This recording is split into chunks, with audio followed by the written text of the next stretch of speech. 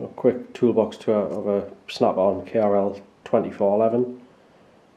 It's a classic 78 in red with the classic tools decals on the front.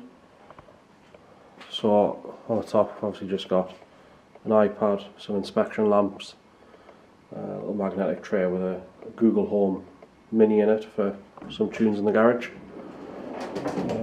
Top drawer, we've got a full set of Halford's deep and shallow half-inch sockets. They go from 10 to 27mm, which are pretty good. Yet to break one of those. And going down, we've got a set of 3/8 inch Snap-On deep and shallow metric sockets. They've been pretty good to us. Had those a few yet to have any real issues with those as well. And the 1/4 inch, that's what's left of a set of 1/4 inch sockets. I had a set of Blue Point ones. Just about to buy a new set of those as well. On the red tray, I've got spark plug sockets. A few universal joints. Don't tend to use those very often. That's a 32mm socket to go with that half-inch set, but it obviously doesn't fit on these post rails. Then this lot here is a set of 1/2 inch imperial sockets, a set of 3/8 inch imperial sockets, and a set of 1/4 inch imperial sockets. Don't tend to use them very much. I don't do much work on imperial stuff. The only time I tend to use imperial is to smash a socket over the top of one where I've rounded it off with a metric socket. And that's a set of Snap-On metric impact sockets, a set of semi-deep ones, which are pretty good. Next up, we've got some female Stalks sockets, some just little cheap ones. And I used to work on Vauxhalls a lot, which you seem to use those all the time. Up here we've got a set of Sealy impact sockets, 1/2 inch. Haven't had those for long, to be honest. Don't use impact sockets too much, but bought them because they were quite reasonably priced.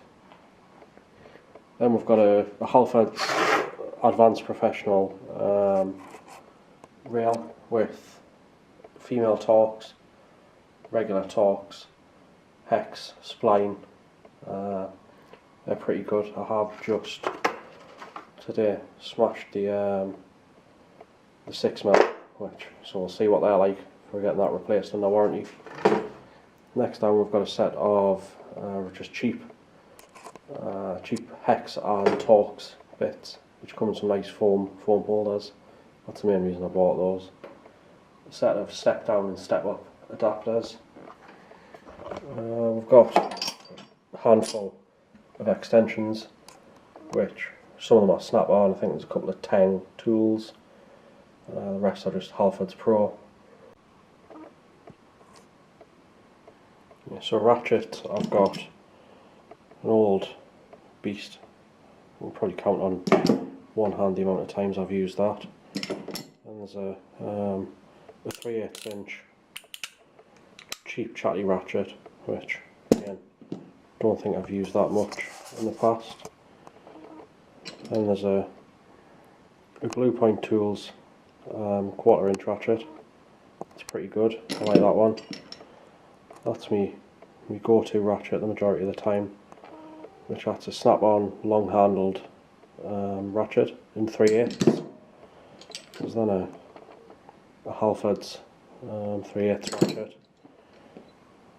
The long handle Snap-On 1/4 inch Ratchet, 3/8 inch breaker bar, a flexi head Snap-On 3/8 inch Ratchet, which I'm not too keen on. I always feel as if I'm going to snap my wrists.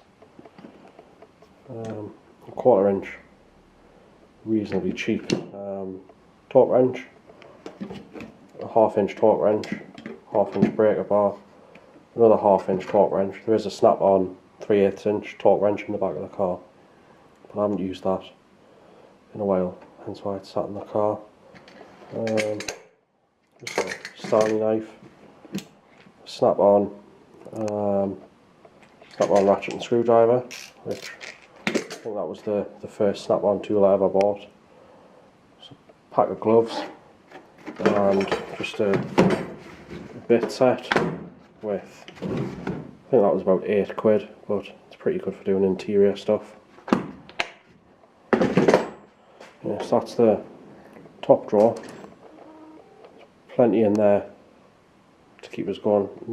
Enough space in there as well for expansion. Next one down is spanners or wrenches, whatever you want to call them. That's a set of Halford's Advanced Professional spanners from, I think, from 7mm up to 24mm. They're pretty decent. And there's a set of ratchet spanners, a set of flexi head ones. They're Blue Point. They're pretty good. That one is a fat arm, which I actually found that inside of a car wing when I was stripping a car down. So it's pretty chuffed that. Nice spanner. And there's a set of Halford's professional brake flare spanners. A set of Swan neck spanners, which always came in pretty handy, especially 21mm for removing shocks on Clios. 32mm spanner, that's a Halford's Advanced as well. I've only ever used that spanner once on an Astra JSI on the sandwich plate. Next up, screwdriver drawer. So we've got a Halford's Advanced Professional tray. That's been pretty good. Got a set of Snap-on T-handles, which again, they've been pretty good. Haven't had any issues at all with those. There's a full set of Snap-on green soft handle screwdrivers, which a couple of them, I think that one there needs to go in for warranty because the end's all smashed off it, so that'll get replaced. A set of Weira kind of micro Torx screwdrivers. They're pretty good. I use Weira for my day job as well, so quite like those. A set of the Snap-on short, the little Snap-on terminal drivers. I left one of those in a car somewhere, I think. Some cheap Torx screwdrivers. They've been pretty good. And some Segan kind of picks, scrapers. Some Mac mini picks there as well. Those Segan ones, I think they were from Amazon. And they were pretty reasonably priced. Haven't had any issues with those at all. And they've had quite a hard life as well. So yeah. Next drawer down is pliers. So we've obviously got the obligatory mole grips, set of needle nose pliers, set of wire strippers there, a set of RS ones. I've used those same ones in my day job for years. It's a set of Nipex 45-degree pliers. That's a set of Nipex circular pliers. I don't tend to deal with circlips much.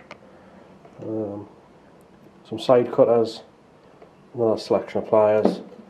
There's some Nipex kind of fine head pliers. They're alright. Set of Nipex smart grip pliers. They actually, when this little lever will flick up when you get them tight, which are pretty good. Set of Nipex bootlace ferrule crimpers. I mean, they're not cheap these, but they are very good. They're worth every penny. Yeah, they're pretty good. And a set of long nose pliers. A couple of sets of the same wire strippers, but I prefer to use the RS one.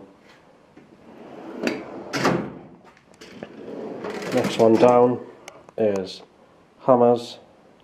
We've got some punches, chisels, a set of Sealy pry bars, a set of Snap-On green pry bars, some adjustables, a cheap little pry bar, an old hammer, a few newish hammers.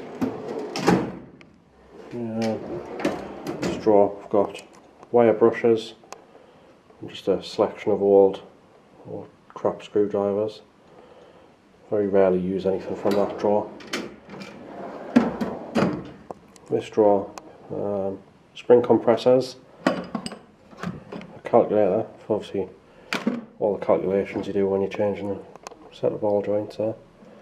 A ball joint splitter down there, clutch tool, clutch alignment tool, another ball joint splitter, oil filter tool, another Stanley knife, some brake clamps, brake pipe clamps. That's a set of some plug tools, some plug removal tools. Yeah, not much in there. That one's pretty much empty, just a couple of grinding discs and some grease and some old sockets. And this one we've got things like brake cleaner, lubricants, WD-40, Loctite, a load of old wiring harness connectors I've pulled off old cars. Yeah, so that's not much in there. Next up is the electrical drawer. So I've got bootlace ferrules, soldering iron, fuses, crimp connectors. There's a Dremel gas soldering iron, that's pretty good. I like that. There's a Weller soldering iron in there as well. That's just a box full of new packs of bootlace ferrules. Then that there is a box full of surface mount LEDs that I used to do dashboard conversions with. Bottom drawer, last drawer, we've got a set of reasonably cheap set of caliper piston rewind tools. So they were pretty cheap and they've never failed me yet. We've got a vacuum brake bleeder, which is pretty average. There's a Snap-On compression tester, which I've used a handful of times. And in this one, there's a Blue Point multimeter with a current probe. There's also, I think, there's a set of fluke test leads in there as well. Yeah, so that's my toolbox tour, and thanks for watching.